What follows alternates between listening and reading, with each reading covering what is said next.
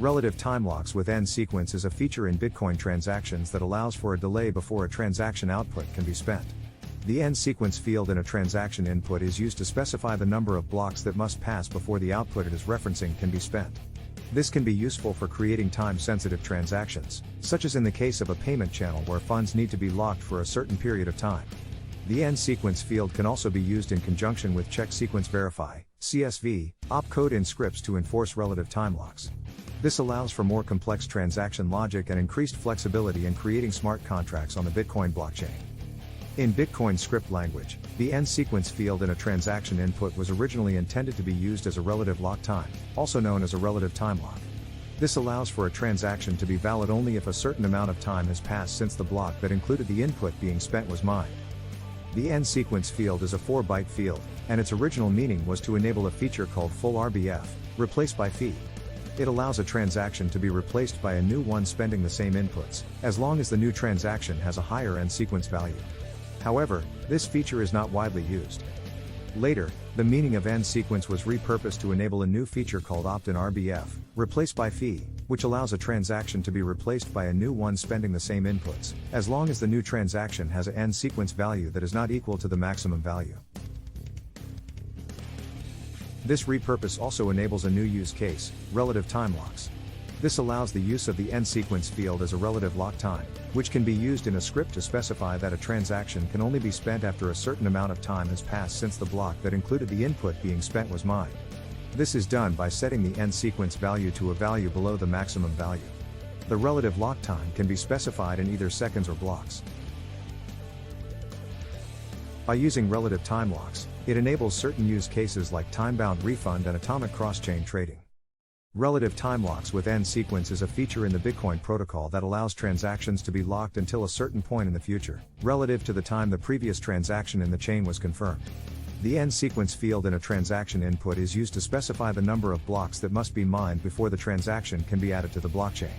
This feature is commonly used to implement payment channels, such as the Lightning Network, and atomic cross-chain trading. The original meaning of the end sequence field was to allow for the replacement of unconfirmed transactions. However, this feature was later disabled in the protocol and the end sequence field was repurposed for relative time locks.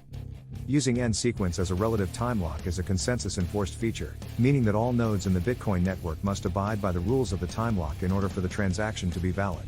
This ensures that the time lock cannot be circumvented by any individual node or miner.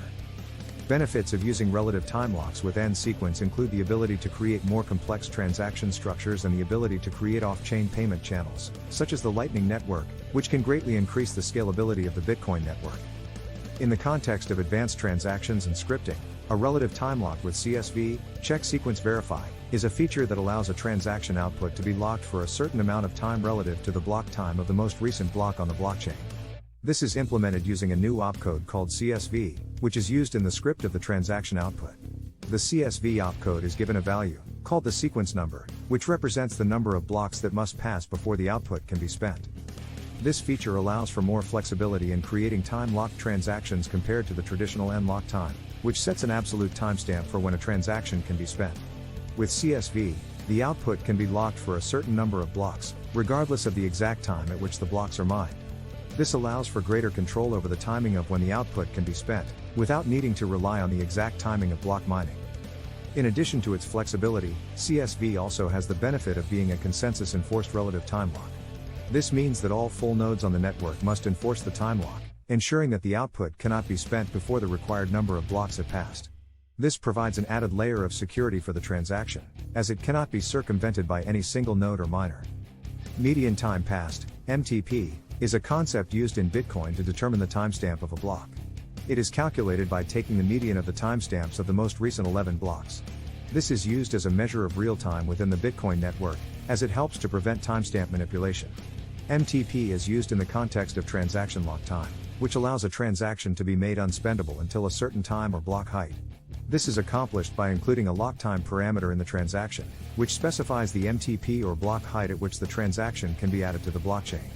If the current MTP or block height is less than the lock time, the transaction is considered invalid and cannot be added to the blockchain. This feature allows for the creation of time-based contracts, such as escrow transactions, and can also be used to prevent transactions from being confirmed too early or too late. Transactions have a lock time feature that allows them to be programmed to be executed only after a certain time or block height. This can be used to create a defense against fee sniping, which is a tactic used by miners to take advantage of users who are willing to pay higher fees by including their transactions in the next block.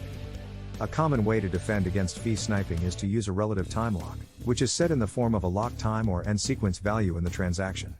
This value is a relative value, meaning it is calculated based on the current block height or time, and the transaction can only be included in a block after this relative time lock has expired. Another way to defend against fee sniping is to use a check sequence verify (CSV) opcode in the transaction script.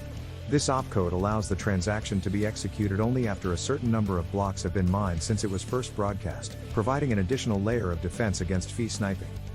Additionally, the median time passed (MTP) feature can also be used as a defense against fee sniping. MTP is the median timestamp of the last 11 blocks and can be used in lock time and sequence values to ensure that the transaction is only included in a block that is at least a certain number of blocks away from the current block. All these mechanisms are used to add security and prevent miners from taking advantage of users who are willing to pay higher fees. In Bitcoin, scripts can be used to include conditional clauses, which allow for more advanced transactions. These clauses, such as if and else, can be used to create more complex scripts that only execute under certain conditions. For example, a script could be set up so that funds can only be spent if a certain number of signatures are provided, or if a certain amount of time has passed. This allows for more advanced forms of multi-sig transactions, for example, where funds can only be spent if a majority of a group of people agree. Additionally, these flow control clauses can be used to create more advanced forms of smart contracts on the Bitcoin blockchain. In Bitcoin scripting language, there are opcodes, operations, that allow for conditional clauses to be added to scripts. These conditional clauses allow for certain conditions to be met before the script can be considered valid and the funds can be spent. The opcode verify is used in these conditional clauses to ensure that a certain condition is true before proceeding with the script. For example, a script may include a clause that states that a certain signature or public key must be provided in order to spend the funds. The verify opcode would be used to check that the signature or key is valid, and the script would only continue to execute if it is. This allows for added security and flexibility in transactions by allowing for multiple parties to be involved in spending funds and for certain conditions to be met before funds can be spent. One-way flow control is implemented in scripts is through the use of opcodes like if and else. The if opcode is used to check if a certain condition is true, and if it is, the script will continue to execute the next set of instructions. The else opcode is used to specify a different set of instructions to execute if the condition in the if opcode is not true. Another way flow control is implemented is through the use of the verify opcode. The verify opcode is used to check if a certain condition is true, and if it is not, the script will be terminated and the transaction will be invalid. This opcode is often used as a form of error checking in scripts. These flow control mechanisms can be used in various types of scripts, such as multi-sig scripts, time-locked scripts, and escrow scripts. For example, in a multi-sig script, a condition can be set to ensure that a transaction can only be spent if a certain number of signatures from a set of predefined public keys are provided. This can be used to provide an added layer of security for transactions. In Chapter 7, Advanced Transactions and Scripting of Mastering Bitcoin Open Edition, the book provides an example of a complex script that utilizes flow control, time locks, and other advanced features to create a multi-signature escrow transaction. This type of script allows for multiple parties to sign off on a transaction before it can be executed, with the added condition that the transaction must also be executed after a certain amount of time has passed. This added layer of security and flexibility can be useful in various types of financial transactions. Segregated Witness, SegWit, is a protocol upgrade that was implemented on the Bitcoin network in August 2017. It was proposed as a solution to address some of the scalability and transaction malleability issues that Bitcoin was facing at the time. The main change that SegWit introduced is the separation of transaction signatures, witnesses, from the transaction data, base block. This allows for a greater number of transactions to be included in each block, increasing the overall scalability of the network. It also helps to prevent transaction malleability, which is a problem where a malicious actor can change the signature of a transaction without invalidating it, which could cause confusion and problems for other transactions that rely on it. Another benefit of SegWit is that it enables the implementation of new features and improvements to the Bitcoin protocol, such as the creation of a new script version for the Bitcoin script language, which allows for the creation of more complex smart contract-like transactions. It's important to note that SegWit also involves a change to the way the block size limit is calculated, allowing for more transactions to be included in each block while avoiding a hard fork. Why segregated witness? Segregated Witness, SegWit, is a proposed update to the Bitcoin protocol that aims to address several issues related to scalability and security.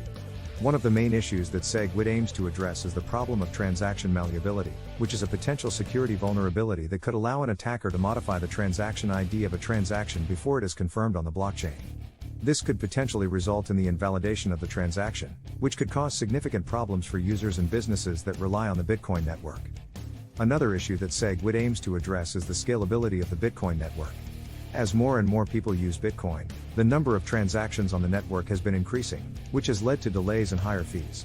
SegWit aims to increase the capacity of the network by allowing more transactions to be included in each block, thus reducing congestion and increasing the speed and efficiency of the network.